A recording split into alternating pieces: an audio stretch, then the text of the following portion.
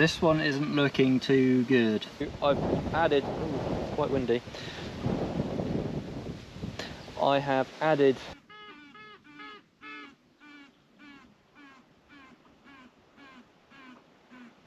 Hello and welcome back, and today we are back over at our Barfoot site and we have had a very exciting delivery. We have got some queens, which they were piping a minute ago.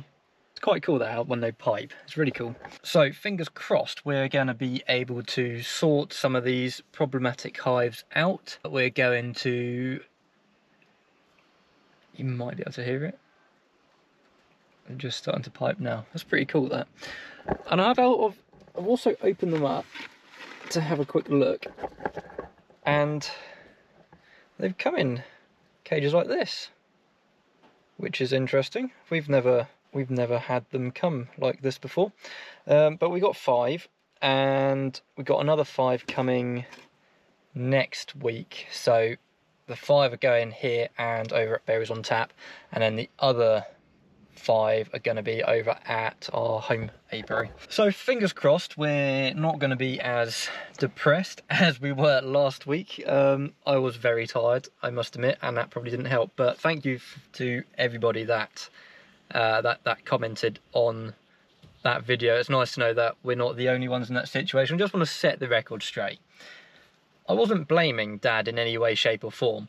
It's just the fact that I don't think he quite knew what to look out for when they're starting to become honey bound. And we had a bit of a chat after the day, and he now understands that, you know, we start seeing too much honey in the brood chamber to, one, make note of it, so it's not a surprise to me when I come round, and 2, to just start bruising them and putting them into the brood nest to help move it upstairs, which I did do some here last week. So hopefully we'll go in and see, again, theoretically, see if they've moved it up to the top in the supers. But that's our job today, is to requeen some of these hives. I'm not too sure how, I don't know if I pop any tabs on these or not. I mean, there's a tab just, there's a tab just next to this thing, there's a tab there. I don't know if I need to pop that or not. It looks like if I do that, the queen will just come straight out. I don't know. I'll have to look into it and see if I actually need to do anything or just place them in there. They all should be hopelessly queenless now. I did knock down everything and I came back up the following day to take out any... No, what did I do? No, I took down any swarm cells that Dad left in there, actually. And yeah. Oh, I've also got some big news, which I shall share throughout the video, I think, because it should be a fairly straightforward video, unless I find something that I shouldn't be. But no, it was really nice to hear that we weren't the only ones, and yeah, just everyone else's thoughts on what could have possibly happened. I'll quickly show you the field that people did pick up on about potential insecticides. Now, they don't need to spray any insecticides on sweet corn at this early stage. Sorry about the wind, it is quite windy up here again. So the sweet corn, you might just be able to make it out, is just coming through now. And the only spray they would have put on, but I don't think they have put anything on, because I can't see any tram lines, is pre-emergence herbicide. And herbicides are there to knock back weeds. Now, I don't think many herbicides, if not any herbicides, harm bees. I'm not entirely sure, but the prevailing wind is this way anyway, so it's not drifting into the hives, because the hives are just behind this hedge. So I don't think it was any herbicides or insecticides that had been sprayed that did harm the bees. It's just a bit of a mystery. So yeah, we'll head on in there. Hopefully they're not as angry as they were last week, because boy, they were very angry. I got stung twice. Oh, and also thank you to everybody that told me the name of those plants. The ox, I can't remember now. It was like oxtail or something like that. And yeah, it's a bit of a shame bees don't take anything from it, but it looks like a nice area to be in now, doesn't it? Really nice area. And we have got flight. Right, I'm going to suit up before I make them angry. I'm hoping I don't. And, oh yeah, we've also shown you what we've got in the back. We've got some empty supers with foundation, because Dad's been quite busy behind the scenes knocking them up, which is good. Got some got some nuke boxes here just in case I need to take a split. I've got two of them. One that's got foundation frames in, so if I need to take any honey frames out, or brood frames that are full of honey, just pop them in there. So one thing we are having a bit of an issue with at the moment as well is wax moth in our storage. Oops, in our storage bit. It's yeah, it's not looking good. Right, I'm going to suit up. Now then, this hive, this is the second one. Considering these guys have got enough forage about, like literally just there is a field of Phacelia. These guys were honey bound and they were really small, like just over 6 frames. Now they've expanded, but they've eaten all of their stores. Whether they have eaten it or they've been robbed out because they are on the small side, like I think they're only over 7 frames now, whereas last week they were over 5 or 6, I can't quite remember. But they're really, really low on stores, so I've added, ooh, quite windy. I've added 2 frames of honey, which I took out last week from, well, one of these, or multiple of these hives, just to give them a bit of a feed, because I was really surprised. They're growing like rapidly now. Like the queen has laid up most of the frames, and you know, the frames that the bees are covering, so they will expand very, very quickly. So I'm hoping they'll expand just in time for the summer flow. But these guys, however, were honey bound, and this was one of the frames that I scored, because you can just probably make out this frame here. It's got some worker brood in there, but oh dear, there's a bee there. Now they have still got honey and they are still storing nectar, but the queen has started to lay up in the middle of the frame now, which you're probably not going to see, and I don't know why I'm showing you, but it's just interesting. It does work if you bruise it and then put it into the middle of the hive, or in the middle of the colony. So long as the colony is strong enough, they will move it. But it looks like they've moved it and now they've put it back again. But yeah, I thought that was really interesting. But we'll come back when we're about to requeen, because I left the queens in the truck, otherwise they're just going to get swamped. They have actually started to fill these frames up really nicely. If I take one of them out, you might just be able to make out how light and pale this honey is. But you know, the site is still giving, and yeah, it was just a bit of a step back last week. Just kind of knocked me for 6, not quite really understanding what, you probably wouldn't see me, not quite understanding what happened. Next week I probably need to come clear in front of the hive entrances just to give them a bit more room. But other than that, so far so good. They haven't gone into their second super yet, but we'll keep that on there anyway. And yeah, we'll go from there. This one isn't looking too good.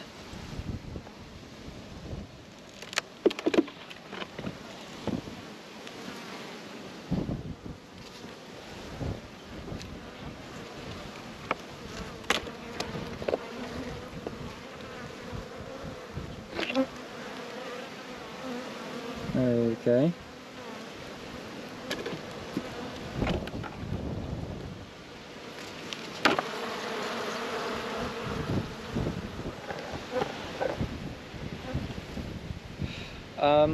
That's interesting, because they definitely weren't like that last week. And this was a queenless, yeah, hopefully queenless, queen cell removed, honey bound frame. Oh, hang on. Queenless, queen cell removed, honey bound, frame of brood added. And they have kind of disappeared. and it looks like the wax moth has moved in.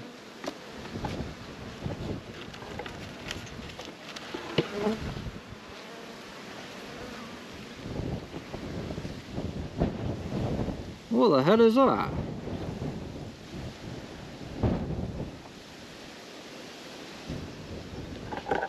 It's like they've stored fondant or something.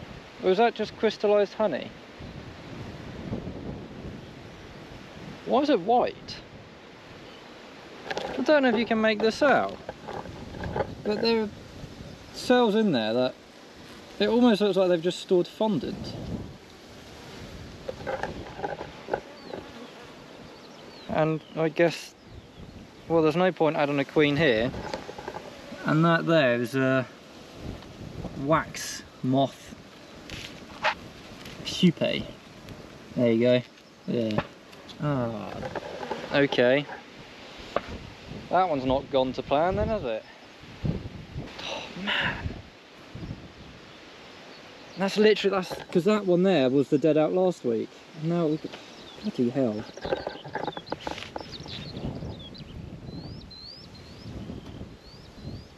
Tell you what, beekeeping isn't as easy as you think. If you're planning on starting beekeeping, really think hard about it. It's enjoyable most of the time, but this is frustrating. Because you buy the queens that you need. I mean, it's fine because we've got plenty more colonies that are queenless, but you buy the queens that you need. And oh.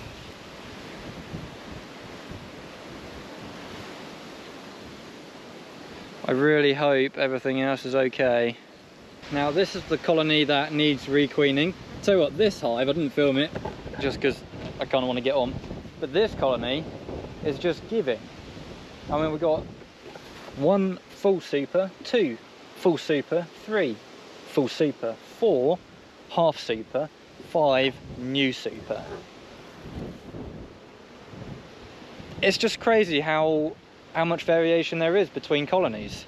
And yet there, we've got 2 dead outs. And before anyone asks, that number 3 didn't starve either, because this box was on top and that is just full of honey, every single frame. So they didn't starve. I just find it really peculiar. So peculiar. Anyway, I have an queen with attendant bees. Now I think I just literally, shall we see how much? There's the queen, just at the top there.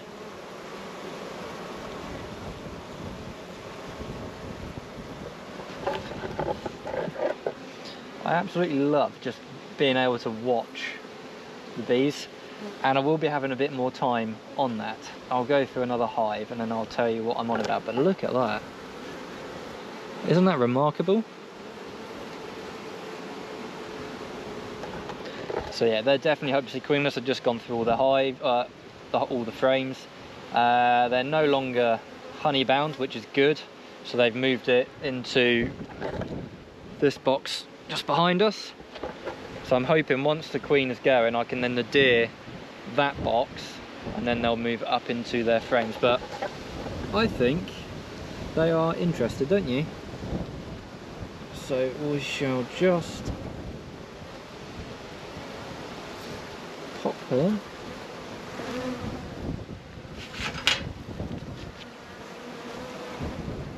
in there, like so. Now I don't fancy, I don't know if anyone else has been watching Secret Life of Bees. I've only seen the first episode, but I know that Steve Bachell straps a queen to his chin and has a beard full of bees. Now I don't think I could do that, but it's the same sort of principle, isn't it? Look at them. Can't even see the cage now. Now these guys I got in my notes as being perfectly fine last week. Come in here now, you can see they're very agitated, and I don't think it's because of the weather, because all the others have been fine. And I've been stung on my little pinky finger which really hurt. It made me drop my hive tool. That's not happened before. That hit right on the tip. Anyway, I've been finding a lot of swarm cells like that, and I think they are swarm cells because they're like around the edges of the frames, and especially at the bottom. So that, I don't think they're emergency cells, but I can't see any uncapped brood, any larvae, or any eggs, and didn't see any sign of a queen.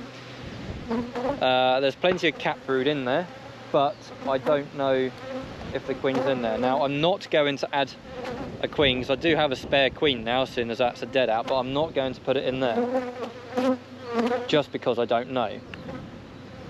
So what I'm going to have to do, I'm going to have to come back next week, make a note of it, come back next week and see if she's still in there.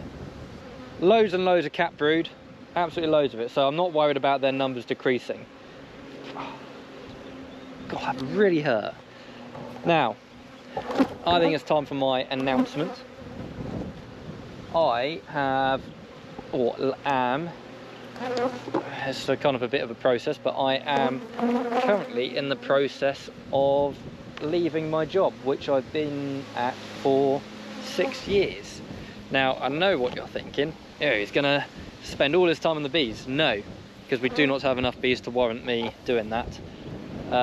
It's very much, I'm taking a step back from my main responsibilities at my workplace, and I'm kind of gonna hopefully move more full-time onto my family farm, because we are absolutely swamped with work. It just doesn't stop, and you know, I'm 6 days a week, 1 day off, and that 1 day off I'm working at my farm. And if there's a breakdown, it then pushes everything back a week, or something that would take me 5 days to do, like consistently, will take me a process of 5 weeks as we're going at the moment. And you know, having our bee numbers increasing / now decreasing since we lost another one, it's just getting harder and harder to juggle everything. So the plan is to leave end of June and go full-time, so that will hopefully mean I'll have enough time to still sort out the bee work and extraction, make up some new frames still, because we're like really far behind on that, do a lot more farm work, and hopefully be able to put a bit more into the videos and spend a bit more time editing. Because just for that little like 15 to 20 minute video, it takes an awfully long time to edit, and I don't mind doing it. It's just, I know I can be better, and I know it can be sharper, and I know there could be more in depth and more detail and just more everything, go bigger and better. And yeah, it's just, I'm juggling everything at the moment. So that's what we're gonna hopefully be doing. I'm taking a step back, which is gonna be very weird, because I have been there for 6 years and I have enjoyed it and I've learnt a lot, but I think now is the right time to focus on where I want to go. You know, I've put an awful lot of time into other companies, and it's now time for me to invest in myself. How can we invest in the farm if we don't invest time and effort into myself? If that makes sense, probably not. Yeah, I'm leaving. So hopefully we'll start seeing either more videos. We might do twice a week depending on where we're getting to, but certainly more in depth. But it's a really weird feeling, like it's really is an end of an era. Now I'm gonna carry on. I haven't got too many left. We've got 3, 4, 5, 6, 7, 8 more hives left to do, and then it's over to Archie's at Berries on Tap. Well, I need to add a queen over there. Hopefully there's not going to be any more nasty surprises. God, it's just so windy. Apologies again if you are hearing this wind. There's absolutely nothing I can do about it. Now I've just finished inspecting all these guys. I have 2 queens remaining, so I think one has got to go to Berries on Tap, and then the other one is going down to Lag Ness. And I shook out the bees in that nuke box there, because the frame, the queen cell that we thought was in there was just starting to unhatch, so I peeled it back to help the queen out. Guess what it was? A drone. Definitely my mistake, because that was my writing on the frame of QC, not Dad's. Yeah, so somehow I managed to mistake a queen cell for a drone cell, which I've not done before, but hold my hands up there, I screwed up there. And there was only like a frame of bees over there, so I just shook them out and just let them disperse about. On the whole, better, well, you say better, there's another dead out, but slightly better than before. And well, I suppose we'll just have to keep an eye on things. As I say, I've added 3 queens over here now, so that's all okay. The only super I added was on this one. Everything else, I mean, we've got 4 supers on there. They're filling them all up, but they're not full, so I'm just going to let them sort that out. This hive here again is on 3 supers. I'm just going to let them fill them up, because we are literally right on the peak of the summer flow now. The bramble is only just, well, say only just, the bramble is in flower, but it's just like the few early flowers, if you see what I mean.